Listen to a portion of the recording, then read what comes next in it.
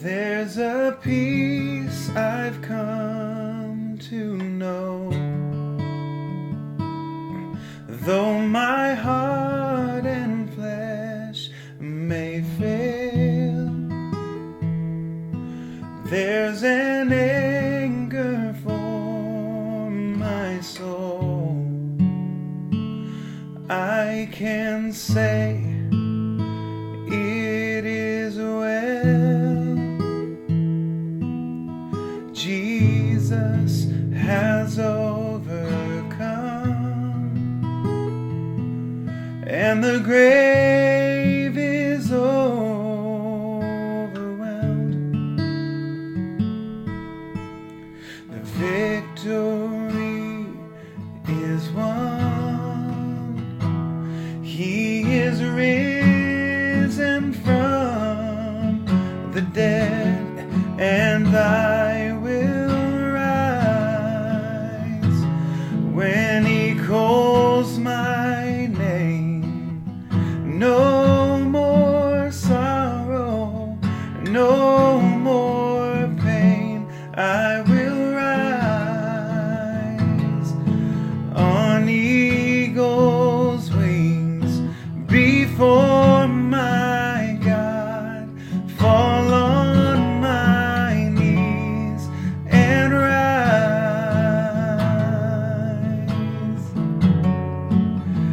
I will rise.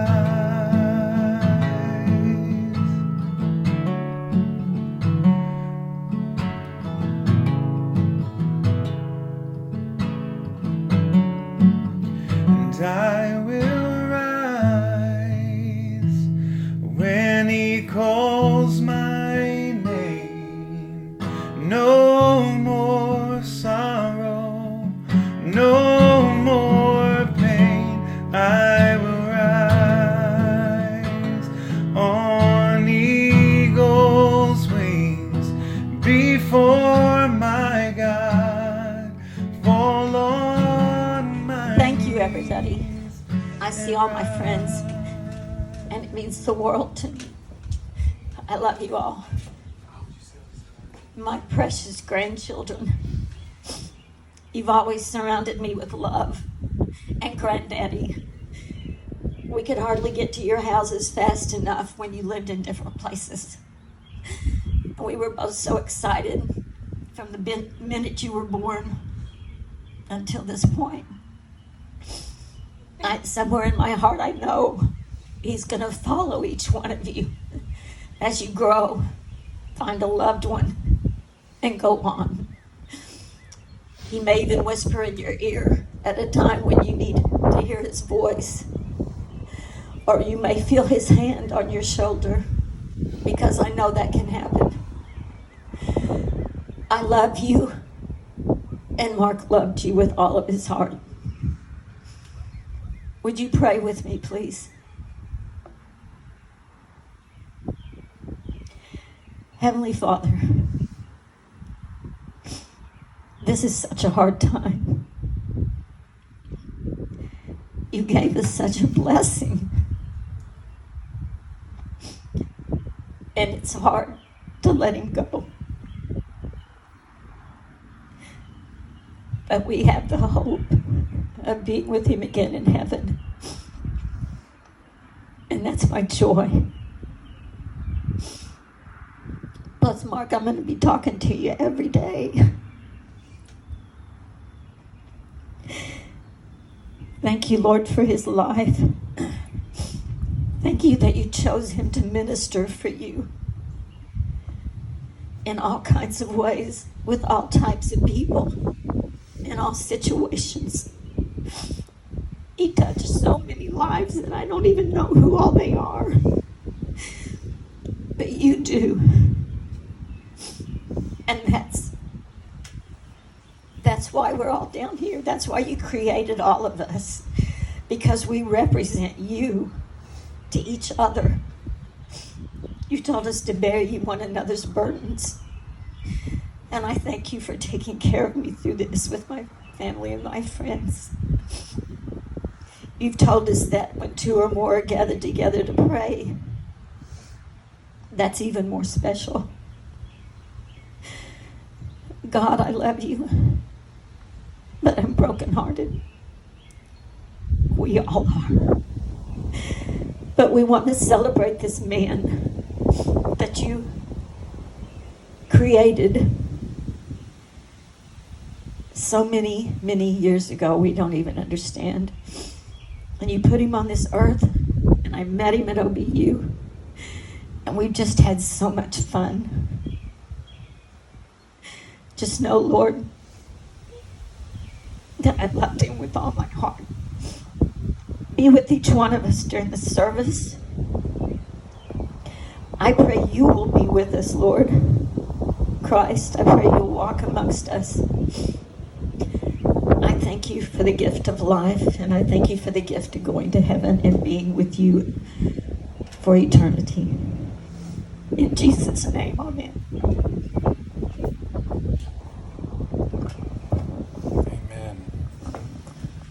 Well, I thought we could start with Annika singing It As Well, and so I know she's going to need a minute to get ready, so that will just give me a chance to just kind of say that this is going to be odd. It already is, right? I mean, look around us. This is very strange, and I think Granddad would have loved it.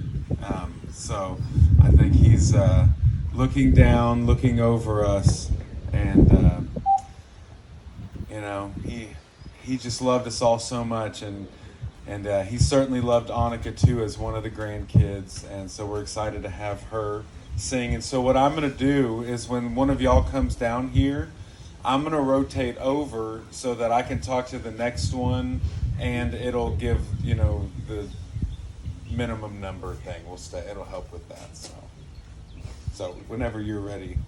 I know I didn't give you I just, you know, she had no notice. Okay, good.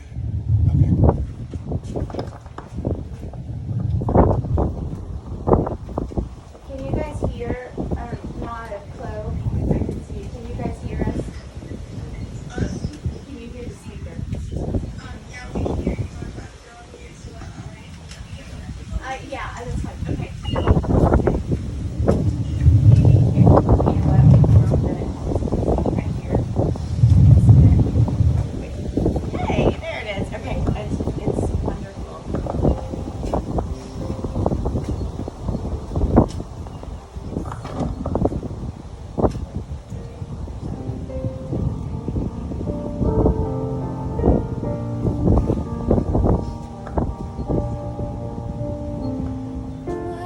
Peace like a river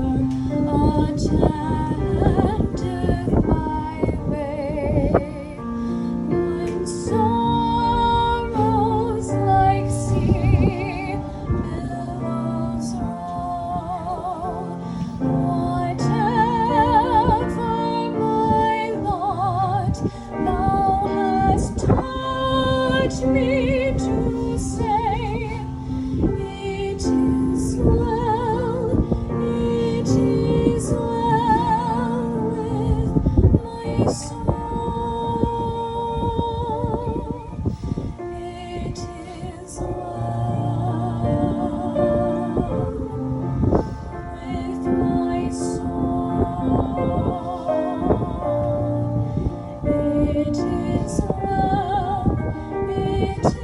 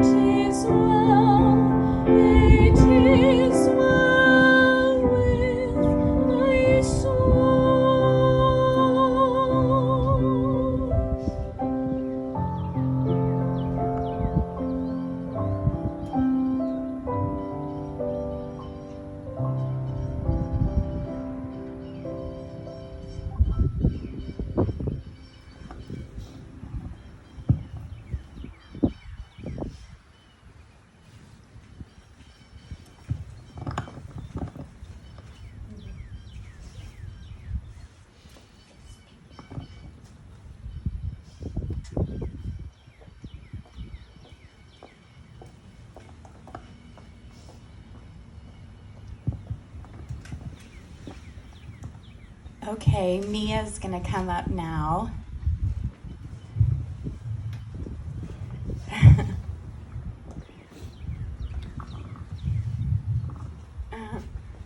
Mia, what are you sharing today? Okay. Come on right here. There you go. I'll give you the mic. I'll be reading a verse for us all. So I'm reading Psalm 21, verse 1 through 8. The king rejoices in your strength, Lord. How great is his joy in the victories you give. You have granted him his heart's desire and have not withheld the request of his lips. You came to greet him with rich blessings and placed a crown of pure gold on his head. He asked you for life, and you gave it to him, length of days, forever and ever. Through the victories you gave, his glory is great. You have bestowed on him splendor and majesty. Surely you have granted him unending blessings and made him glad with the joy of your presence. For the king trusts in the Lord. Through the unfailing love of the Most High, he will not be shaken. Your hand will lay hold on your enemies. Your right hand will seize your foes.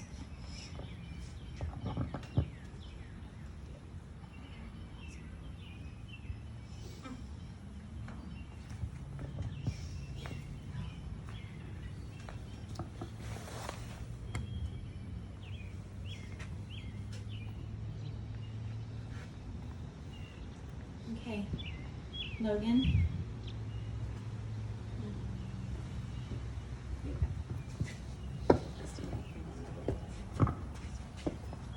It's a funny little thing. Well, we can turn this way.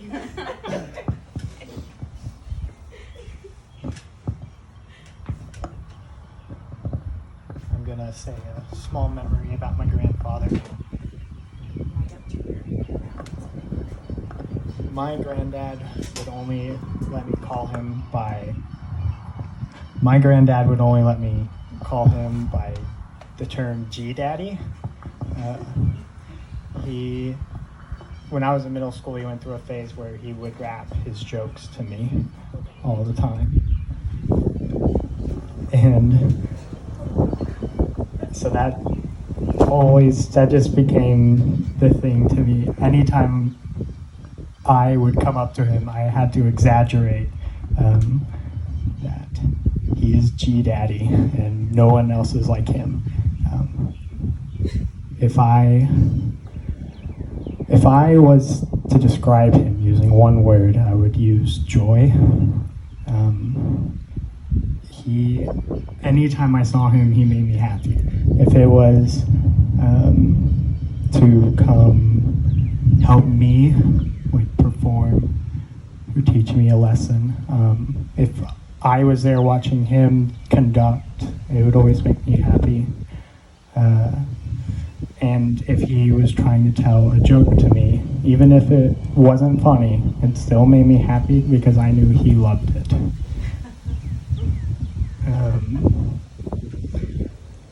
My favorite part about him, though, he would invite me to play ping pong about a couple times a month, and we would go over to OBU and play.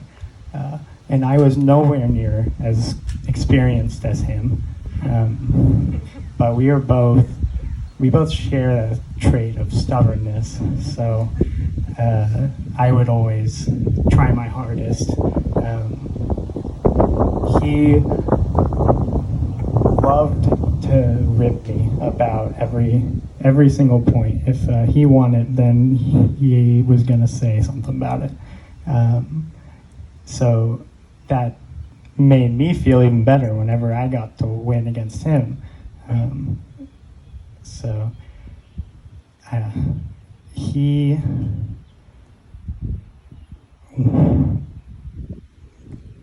was very special to me as a grandfather, and is a huge role model in my life. I'm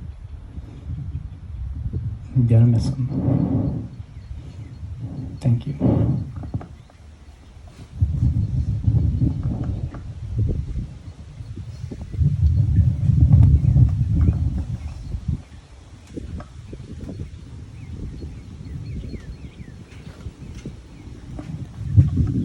Lila is coming up now. Lila, that was such a beautiful video. Thank you so much. That was such a great gift. Okay.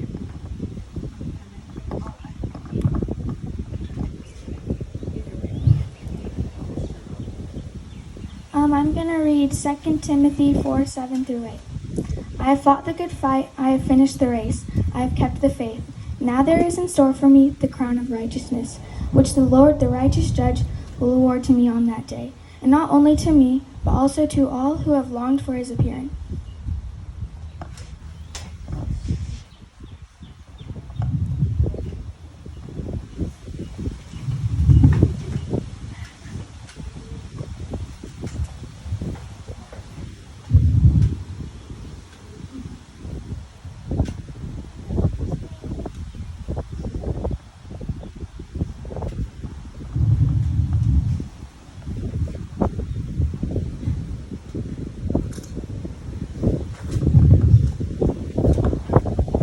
Now Chloe's coming up.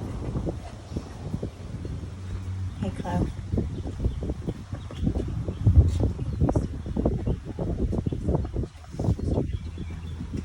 Okay,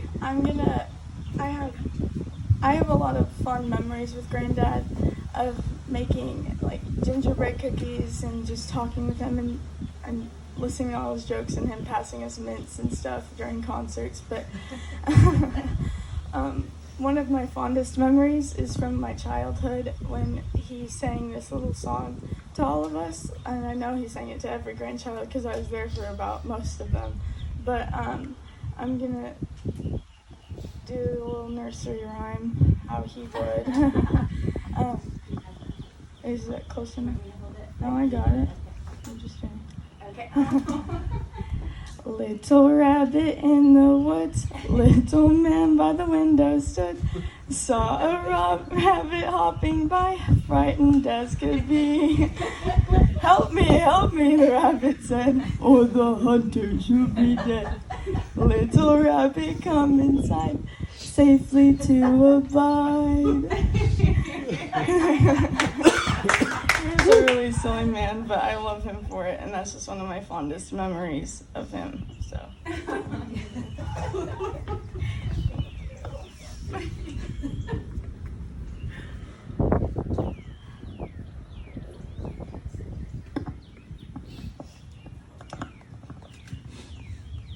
All right, Caleb's coming up here now.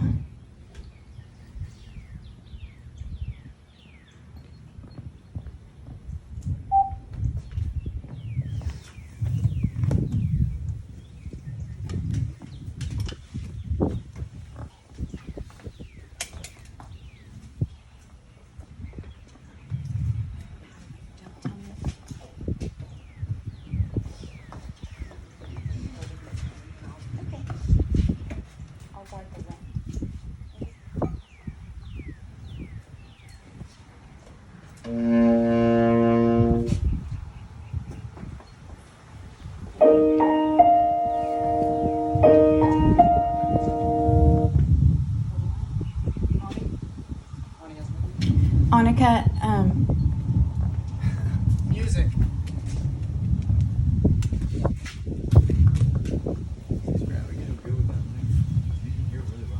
good.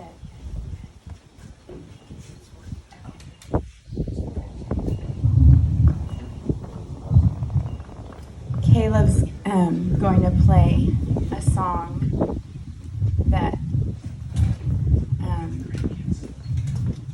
Granddad's gotten to hear him play, so I get to hear it again.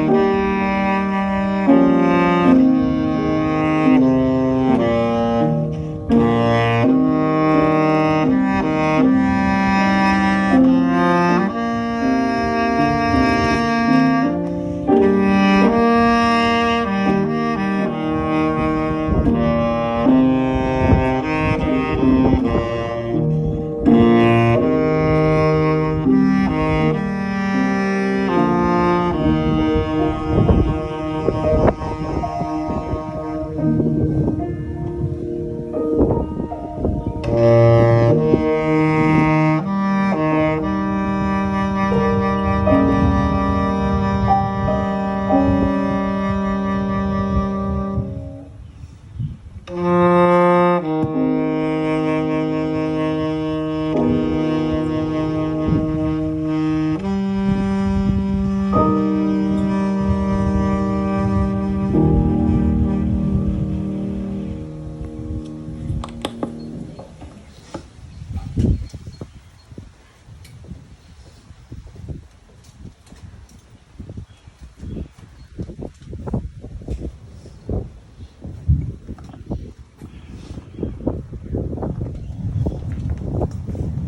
right, I'm going to move right here. So I'm going to go ahead and share, and then I'm going to turn it over to my sister, who's going to do a song, and then anybody else up here that wants to say anything. And I know we visited with all of you grandkids, but if anybody thinks of anything that they want to say or share, then of course you need to do that. So there's, it won't be too late. You just let us know. Obviously Monday and Tuesday for my pretty much sheltered life were the two hardest days I've had. So I wrote something that I wanted to share with y'all. It's interesting how much you miss something when it's gone, like really gone. You had absolute access to it before, but you modestly consumed. It was there just if you needed it, but not forcing the issue. My dad was always there for me. I can't think of a time when I'd call or text and he wouldn't reply. We had a wonderful relationship where we just enjoyed each other. We didn't really interact daily. We didn't need to, but we knew it was possible. Removing the possibility of calling him has led me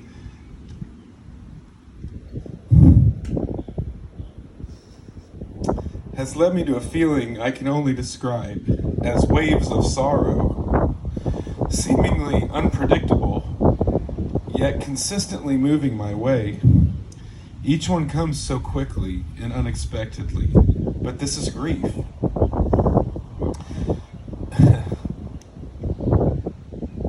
Grief is a concept that has fully blossomed into my reality. This grief is fascinating, however. It's not grief that's filled with regret. He was a husband, a father, a granddaddy, a minister, a friend, a chaplain, a comedian, a musician, a songwriter, creative, a confidant, a fisherman, a golfer, a billiard player, a wordsmith, a doctor, and a son. My dad lived to the edge of his interests. He didn't need much, and while he loved people, he daily would withdraw into solitude. Every time it was a solitude that welcomed company. Every time I would enter his solitude, he was visibly pleased. He had a bit of a resting smirk, as if he lived with an insight to life that others were not privy to. He didn't judge me, he just accepted me. He was an entertainer at his core, and there was no audience too small. He was just comfortable in his skin, and that is one of many gifts that he gave to me. Not everyone got it, and the entertainer is rarely the ultimate family man. Like all of us, he had struggles. He had shortcomings. He just was who he was, but it was a rather great thing to be. He had a sense of humor and a joy that was truly contagious. He was winsome, which is an exceedingly underrated characteristic. He was loyal, and his loyalty was fiercest with regards to my mom. He was her companion, her caretaker, and her friend. He was not wired to be everything that she needed, but of course none of us can complete another person. He loved her the best way he knew how to, and she loved him, flaws and all, and she loves him still. His presence will stay with her and with all of us for the rest of our time here. I see him in places I wasn't looking for him previously. I see him in his chair next to me when we'd sit on my porch. where we'd spend hours talking and also hours not talking, just sitting there doing our own thing. I'll remember that fondly. He loved games on his phone and his iPad. This is another place that I see him and will feel his absence. We would play these games like Golf Clash and Words with Friends, and Boggle with Friends, and Cards. He had so many different games. And those are just the games he would play with other people. He had countless games that he just played by himself. And these accounts are tied to his Facebook, so he'll always be there among my other online friends, just like his brother Stan is. The greatest place I see my father now is in my son Beckett.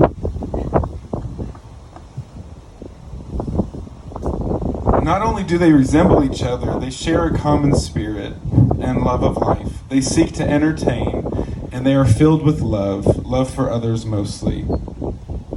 My father taught me a great deal about faith, not only as my minister growing up, but also through the ebbs and flows of his own life. I saw him struggle with his faith when he left full-time ministry. Such a hard time, and we talked very frequently during that season because I was entering into full-time ministry at the same time. Many of these times were spent arguing. But slowly his faith grew again, and it was obvious. He was a real person. He was real. At the time of writing this, it had been a day since I've lost him. And like any true entertainer, he has left me wanting more. I love you, Dad. I will see you again for sure. But as we always said to each other, it is what it is. Thank you for being my biggest fan. Thank you for making me feel like I could do anything. Watch over me and our families, and keep reminding us to be better. As I float on into the ocean of life without Dad, let each wave of sorrow be a reminder of the significant impact that you had, so close to being done, that you had on my life. Most people don't have an earthly father that helps them understand the unconditional love of Christ, but I did, and for that I am grateful. Okay, that's son.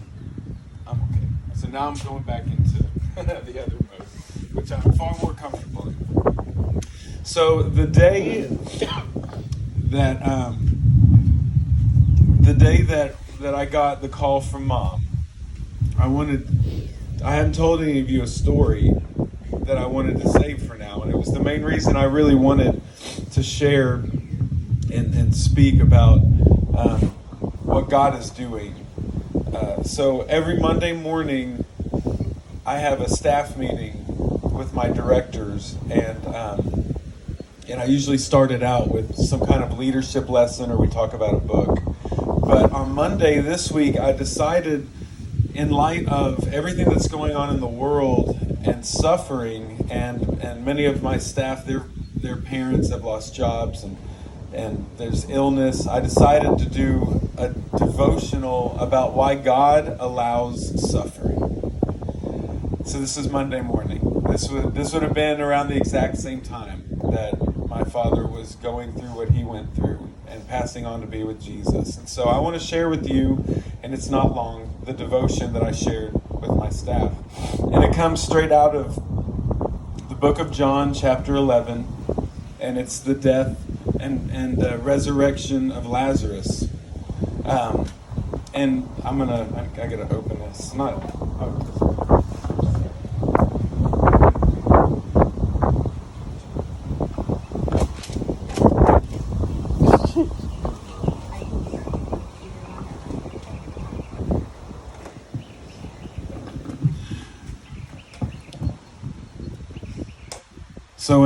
So in John chapter 11, verse 1, now a certain man was ill, Lazarus of Bethany, the village of Mary and her sister Martha. It was Mary who anointed the Lord with ointment and wiped his feet with her hair, whose brother Lazarus was ill. So the sisters sent to him, saying, Lord, he whom you love is ill. But when Jesus heard it, he said, this illness does not lead to death, for it is for the glory of God, so that the Son of God may be glorified through it. if we skip down to 11, it says, "Our friend Lazarus has fallen asleep, but I go to awaken him." The disciples said to him, "Lord, if he has fallen asleep, he will recover." And now Jesus had spoken of his death, but they thought that he meant taking rest in sleep. So we learn in this passage that for some reason God doesn't just allow suffering, but he takes joy in his children's suffering. Because there's a verse here where he says, let me see. In verse 14, "Then Jesus said to them plainly, 'Lazarus has died, and for your sake I am glad that I was not there, so that you may believe.'" So for some weird reason, God has suffering in the plan for all of us. And I personally have not experienced much suffering until this, relative to this, by no means. And the reason that I think, if you ask that question, and it's okay to question God, why do you allow suffering? Do you want us to suffer? I think it's like asking ourselves, do we want good grades in school? Well, we do, but it takes difficult times to achieve that. Do you want to get in shape?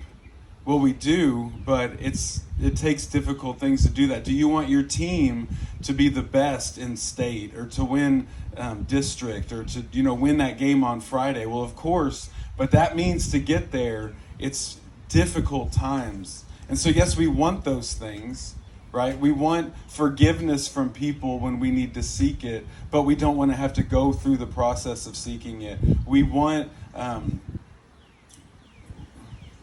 there's just things like that where we want the outcome, but it's difficult to go through it. And so asking God if he wants us to suffer is like saying any of those things. He wants the process of sanctification to happen in our lives.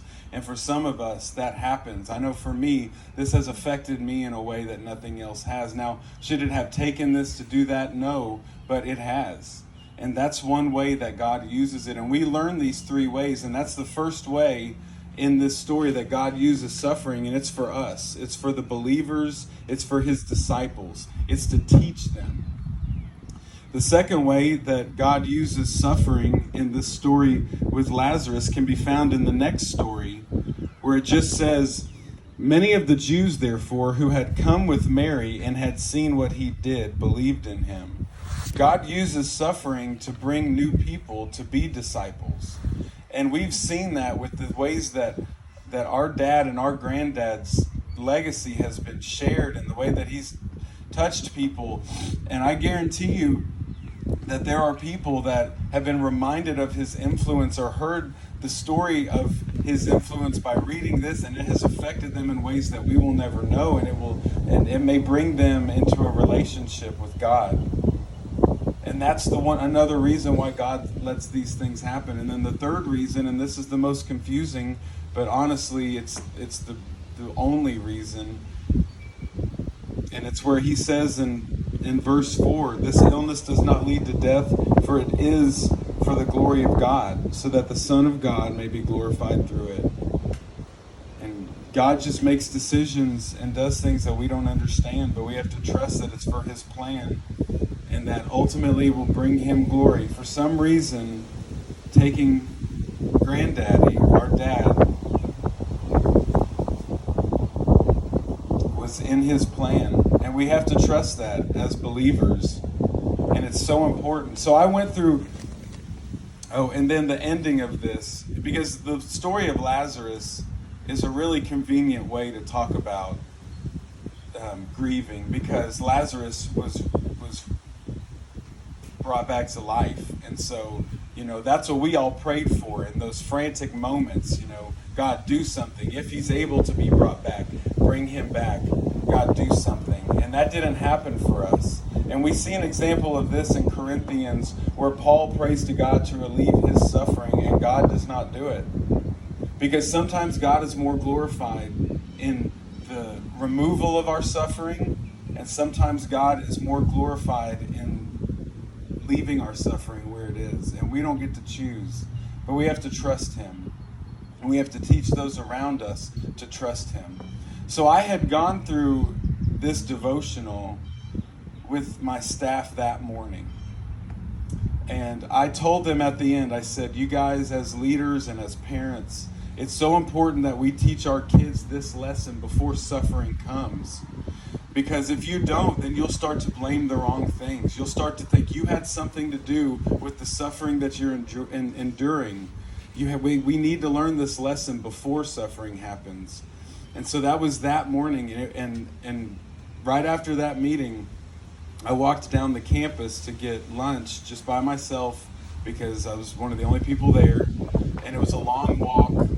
And I had gotten my food, and I was holding it, and my phone was in my pocket. And I'm walking back up campus, and I'm next to a lake, and I'm listening. I just said, "Hey Siri, play a playlist," and it was a song called "The Blessing." It's this powerful song from right out of Numbers, where it says, "The Lord bless you and keep you, and make his face to smile upon you, and be faithful to you." And talks about, may there be a blessing over your family and your children and their children and their children, and just a legacy of blessing. And so I had this song pouring over me, and then the phone rings and cuts into that song. And I didn't have my phone, so I just clicked my AirPod, and immediately I was taken into the real life situation going on with my mom and my dad passing away. And having the realization that something was going on, the suffering setting in. And then she understandably had to go and follow along to the hospital. And then immediately after that, when I'm in shock and I'm all alone and I'm just out here, I'm not even close to my desk because I was in the middle of this walk, the phone ends. And as you guys know, like with these earphones, immediately what you were listening to floods back into your ears. Just floods back. So right after, in the midst of needing to understand what was going on, that song flooded back at its highest point. May the Lord bless you and keep you and be faithful to you.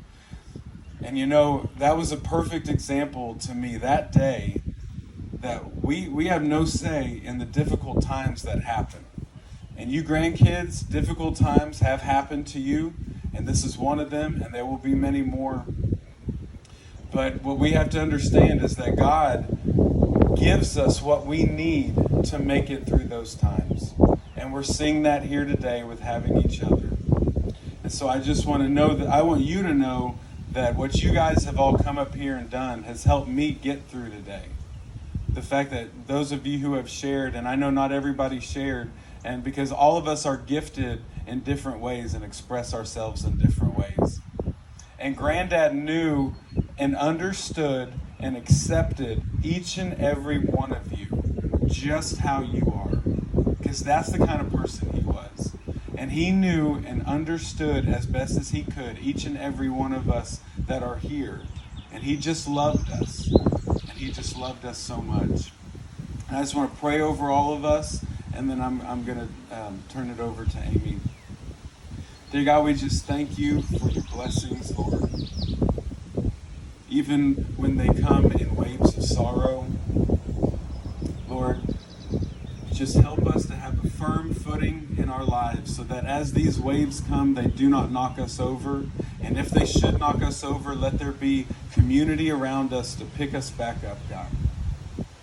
We love you. We thank you for the legacy that our grandfather, our husband, our father, our friend, Mark Borum, left in all of our hearts. And we are forever grateful. And let us have even a shade of that legacy with those that we encounter from here on out for the rest of our lives. It's in Jesus' name I pray. Amen.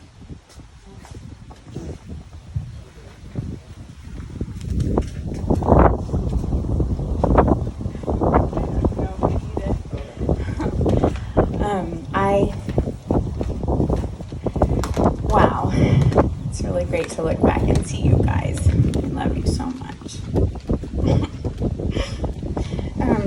So I did not prepare anything to share this morning, since the minute I got that call from Paul on Monday that said, be ready to go in a few minutes, it's been almost every waking minute that Mom and I have spent getting prepared for this moment. And so I hadn't even thought about this actual moment. It was just, we've got to get here, you know? And she did an awesome job making all those decisions. I'm so proud of how it was beautiful. But then this morning, at about 9, it hit me. Oh, I know a song we could sing. So, and then I thought of a little story. So I have 2 stories. The first one is the day before Dad passed away on Sunday. So we've all been home a lot more now, you know, and I've been cooking again, and my kids have been so excited, and we've been doing new recipes, and I've been making breakfast. Chloe's been waking up early, and I've been making breakfast, and my dad he loved making breakfast things, and so I've been thinking of him, you know, when I'd make French toast or pancakes or whatever, and Sunday I thought, ooh, I'm gonna make his cinnamon toast, because he made the best, most unhealthy, I'm sure, cinnamon toast in the world. And I've asked him several times over the years for his recipe, and he would always say, oh, you just put this and this together, and I could never do it. Dad was always like on the go, you know, it was hard to get those kind of responses. And so Sunday I texted him and I said, Dad, I really, really want your recipe. I've tried to make it for Chloe, it's not the same. And he said, okay. So he sent me the longest text explaining in intricate detail how to make his cinnamon toast. And I was like, wow, you know, Dad's been home from work, so I guess he's had a little more time to sit around. And anyway, I was like, whoa, I got it. I got the recipe. I haven't made it yet, but I have it. And then I said, thanks, Dad. And then he sent another text saying, it takes more powdered sugar than you would believe. Just keep adding the powdered sugar, and he said it makes so much, but it keeps in the fridge. And anyway, he just kept going about it. And then we talked about when we were gonna celebrate Mom's birthday somehow, and it just, with social distancing, you know, how would we? I said, we just need to figure this out. So we'll sit far from you, just somehow, you know, we'll do it. We were going to do it Tuesday because it wasn't going to rain that day. And anyway, we figured it all out. And his last text to me was, "You're a good daughter," with the heart emoji. So that was really special to me that I have that. Okay. And then the second story is when we got to the hospital Monday and they led us back to see Dad. We were back in the room with him, and Paul and Mom and Logan, Caleb, Chloe, and Mia, and Annika. We were standing around him and praying and just, you know, talking to him and stuff. And at the end of it, I thought, we need to sing a song, because Dad, he always was singing songs in his ministry to others when he would go and visit people. I have so many memories of him sharing with his guitar, with song, people who were sick, people who were hurting, people who were grieving. And I thought, we need to sing a song to Dad. I mean, I know he's not here, but it just seemed like we should do that. And I couldn't think of one. None of us could think of one. And it's like, I don't know. I don't want to sing a sad one. He would know, you know, what song to sing. So, and I don't even know how, out of nowhere, just somewhere, it came to me, a song, one of my early memories with him. We were singing for church, and he had his guitar, and he and I sang this little duet called I'm Just a Child. And so I could only remember one verse of it. And so I said, okay, well, I'm just going to sing, we'll just sing this. So it was very short. And then it was over. And this morning I thought, you know what? I need to find that song and we can sing every verse. We're going to sing every verse here today. So I couldn't find it. It's actually a hymn, 488 of an older hymnal. Found that out. And so, but I couldn't find it. And so I called some of our friends, Ron and Joe Lewis, who have hymnals, lots of those. And so I asked if they could find it. So they found it, took a picture of it, and sent it to me. And I was like, oh, I'm going to print this out. So I printed it out, went downstairs and got it. And literally, that is it. That one little verse is the whole hymn. And you just repeat it. So it's like, oh, I knew the whole thing all along. It was just, so that was just, I think Dad would think that was pretty funny that I did that. But so I thought I would just sing that little song. I love it because it's simple. And, you know, I was a child then when I sang that song, but I'm always a child. I'm always a child of God. And I just love simple and humble. And that's how my dad was. He was humble. And he was kind. And he gave his all to the Lord. And that's what this little song says. So, anyway, I love you, Dad.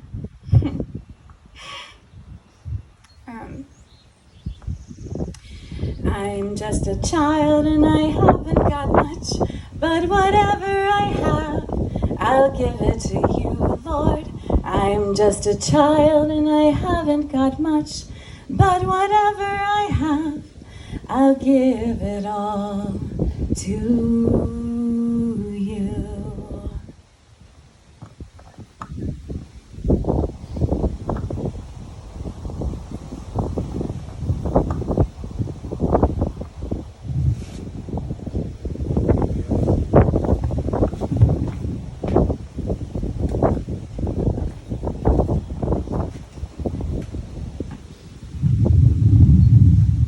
That's everything I had thought to include and so much more. Is there anybody else that has something on their heart that they want to share before we close this part in prayer, before we go to the burial? Okay. Okay, yes.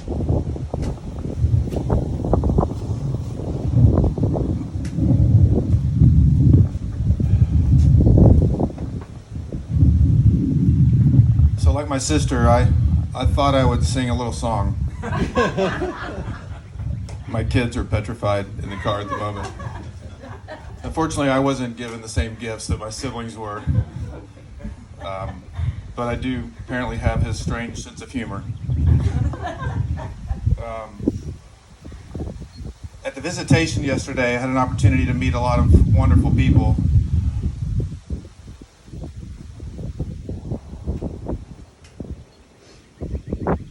Whose lives my dad impacted. And although my siblings have done a very good job saying a lot of great descriptions of my father, I just wanted to mention a few of the words that were said to me yesterday about him. As my sister said, he's kind, gentle, caring. He was a listener. He was funny, even goofy. He was talented. He was a musician, a guitarist. He had a beautiful voice. He was loyal. He was a wonderful grandfather. He was an amazing husband, as well as a father.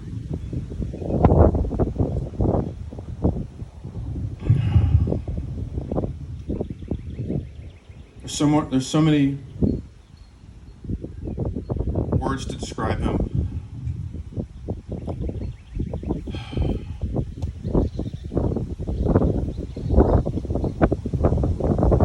he was loved.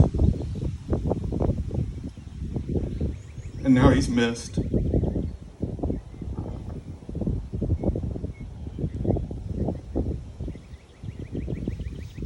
The word to me that most describes him is peaceful.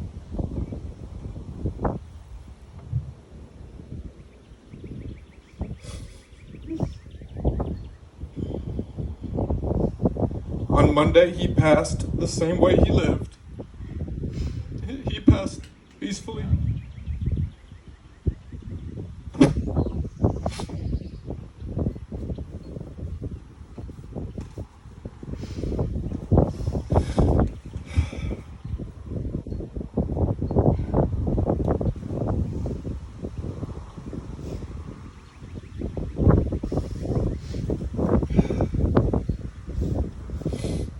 While I treasure my relationship with my dad, it was very different.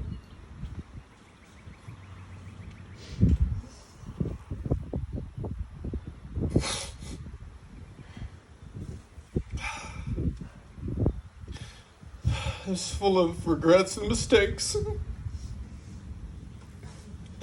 Mostly mine.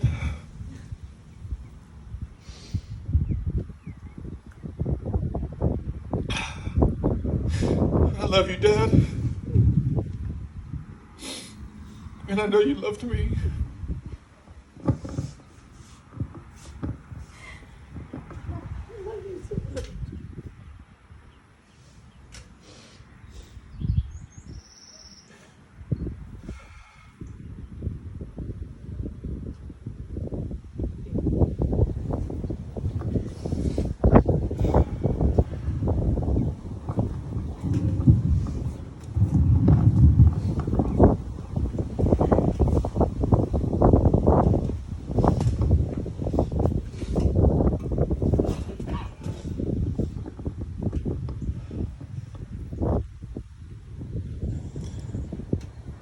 As we close, I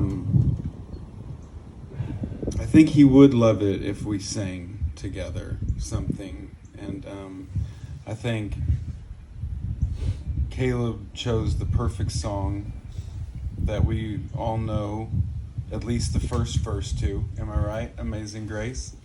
So let's sing that if you want, and then we'll close in a prayer. And Mom, I think Dad knew something that I'm learning more as you have comforted me more this week than I've comforted you, and that is your strength.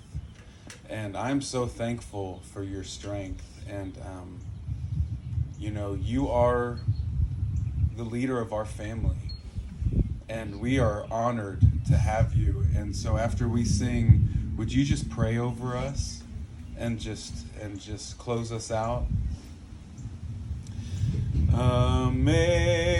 Amazing grace, how sweet the sound that saved a wretch like me.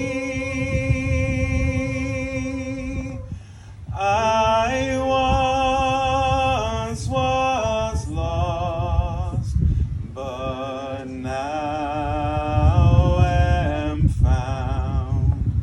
Was blind, but now I see.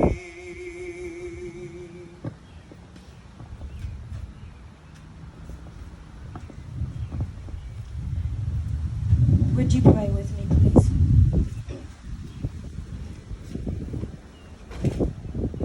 Heavenly Father, thank you for always being with us, by our sides, carrying us, holding our hands, leading us, guiding us, giving us strength, showing us the direction and the way you want us to go. Lord, my prayer is for all of my family to keep their eyes open, because you put so many miracles in our path. You love us so often through friends, family, phone calls, a bird singing, gentle reminders of all that you planned for us even before we came to life. This is the hardest thing I've ever been through, and you know that. I feel like I'm a half a person. But God, I know you're going to walk through this with me. And I know that Mark is going to walk in our hearts, in our thoughts, in our memories. And I know his love is with each one of us. And God, thank you for the miracle today.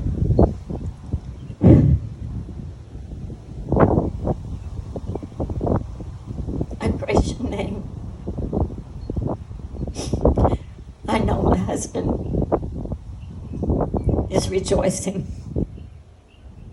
in heaven.